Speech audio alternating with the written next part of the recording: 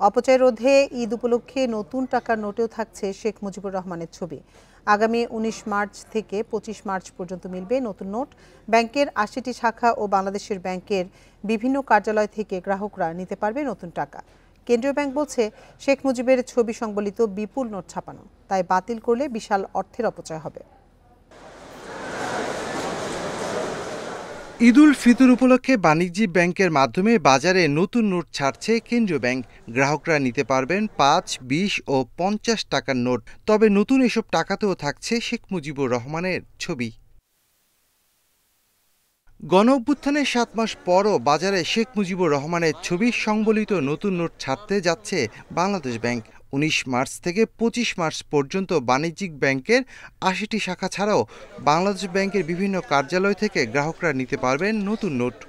যে সকল ব্রাঞ্চে এই টাকাটা ছাড়া হবে সেখানে নির্দেশ দেওয়া আছে যে তারা জনগণের স্বার্থে দৃশ্যমান হয় এইরূপ দৃশ্যমান জায়গায় ছাপিয়ে দিবে নোটিশ আকারে, যে কোনো গ্রাহক কোন ডিনোমিনেশনের কতটি নোট তারা পাবে। অর্থাৎ এখানে ব্যক্তি থেকে ব্যক্তির কোনো বিভেদের সুযোগ নেই। কেন্দ্রীয় ব্যাংকের মুখপাত্র বলছে, ছাপানো নোটগুলো বাতিল করলে বিপুল অঙ্কের অর্থের অপচয় হবে। তবে আগামী এপ্রিল থেকে মে মাস নাগাদ জুলাই বিপ্লবের গ্রাফিতির নতুন নোট বাজারে আসবে বলে জানান কেন্দ্রীয় ব্যাংকের মুখপাত্র।